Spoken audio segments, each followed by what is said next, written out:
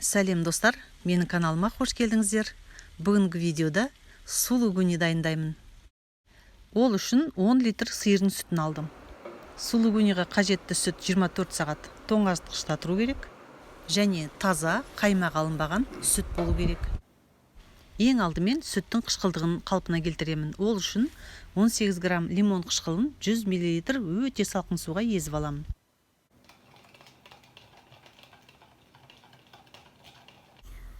Келесі кезекте фермент дайындаймын.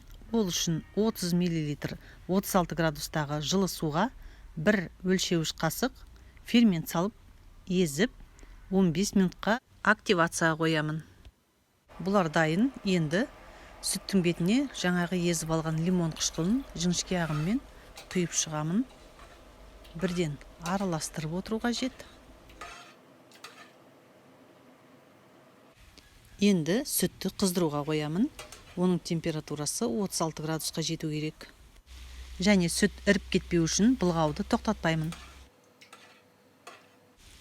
Енді сүтке закваска қосамын. Ол үшін бір өлшеуіш қасық заквасканы сүттің бетіне сеуіп шығамын. 1 минут уақыт өткеннен кейін шамалы былғаймын. Мінекей, енді дайын болған ферментті сүттің бетіне жіңішке ағыммен құйып 4-5 секунд көлемінде былғаймын. 35-40 минут уақыт аралығында бұл сүт ұю керек. Белгіленген уақыт өтті. Енді сүттің ұйғанын тексеріп көремін. Ол үшін сүттің шетінен тартып, мінекей, өте жақсы ұйған. Енді кесе беруге болады. Арасын 2 сантиметр етіп көлденеңінен кесемін.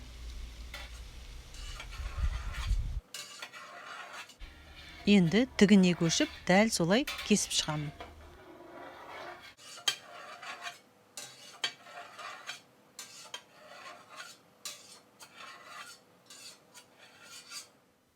Ары қарай сүтте пайда болған бағандарды үстінен түбіне дейін кесіп шығамын. Ара қашықтығы бұның да 2 сантиметр болу керек. Ары қарай пайда болған көбіктарды тағы да 2-ге бөлемін. Сонда олар кішірейе түседі. Сары суы шығу үшін 5 минутқа қалдырамын. Процесс әрі қарай жалғасады. Осы көбіктарды 10 минут көлемінде 39 градусқа дейін қыздырамын. Дәл осылай астынан үстіне көтеріп отырып былғаймыз. Былғаған сайын оның сары суы көбейіп шыға бастайды. Басында баяу, соңына қарай былғауды жылдамдатамыз. Мінекей 39 градусқа дейін жетті. Енді бетін жауып 5 минут демалдырамыз.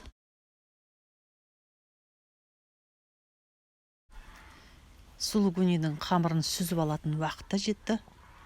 Дұршылаққа осылай бәрін жинап салып аламыз.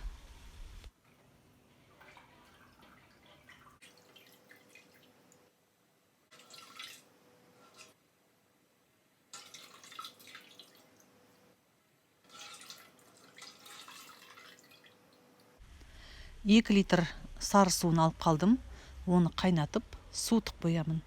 Бұл маған сулугуниді шынықтыру үшін қажет. Сары сумен қатар сулугуниға қажетті суды да ысытудамын. Оның температурасы 80 градусқа жету керек. Енді сулугуниді езіп, созуға кірісемін. Ол үшін сулугунидің қамырын бірнеше бөлікке бөліп аламын. Ыңғайлы болу үшін бір бөлігін алып, осы ысты суға салып еземін.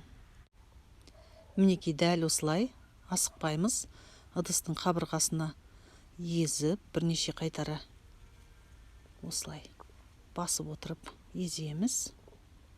Әбден сиырдың қамыры созыла бастаған уақытқа дейін. Мінекей, көріп тұрғандарыңыздай қамыр созыла бастады. Енді алып шығып, бұның өте ыстық, байқап, жайлап бір жерге бәрін жинап аламыз да, тартып, созып, бүктеп отырып қабаттаймыз. Осылай қамырды ыстық суға қайта-қайта салып отырып, 4-5 рет тартып, созып, бүктеп, қабаттап жинаймыз. Қамыр созылуға икемсіз болып қатая бастаған кезде ыстық суға салып жаңағыдай езіп алып отырамыз. Сөйтіп 4-5 мәрте қайталаймыз. Қайталаған сайын сырдың қабаты көбейе береді. Мінекей сыр дайын. Енді домалақтап ыдысына салып қоюға болады.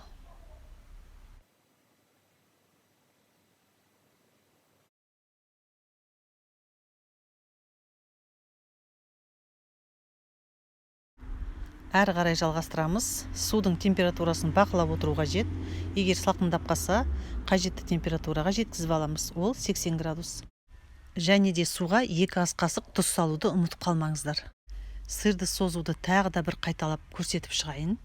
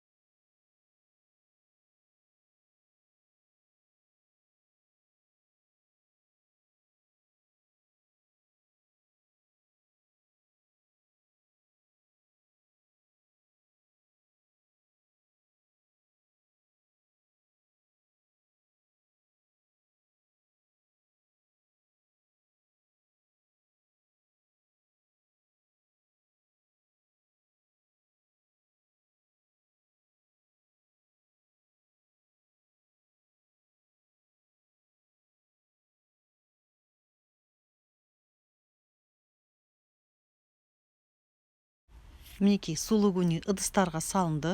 Енді 10 минут уақыт береміз. Бұл өзімен өзі басылатын сырдың қатарына жатқандықтан үстіне ешқандай салмақ қоймаймыз. Уақыт өтті. Енді аударамын.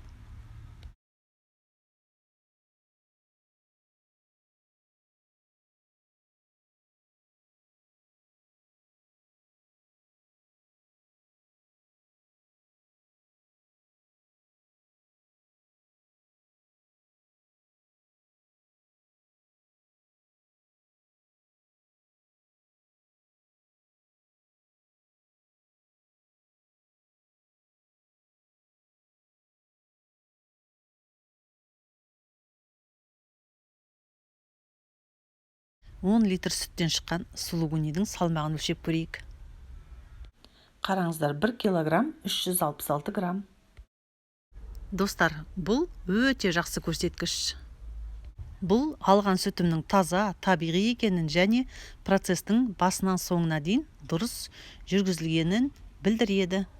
Осымен сулугуни дайындау өз мәресіне жетті. Әрі қарай шынықтыру үшін сары суға салып 6 сағат тоңазытқышта ұстаймын. Сол уақыт өткеннен кейін сулугуни кептіріледі. Достар, сіздермен қоштасатын да уақыт жетті. Осы видеоны басынан соңына дейін қарап, көңіл бөлгендеріңіз үшін алғысымды білдіремін. Сіздерден бір өтінішім бар. Каналымның дамуына атсалысып, қолдау көрсетіп отырыңыздар. Ол үшін осы видео ұнап жатса лайк басып, видеоға қатысты комментарий жазуды да ұмытпаңыздар. Келесі кездескенше аман, сау болыңыздар.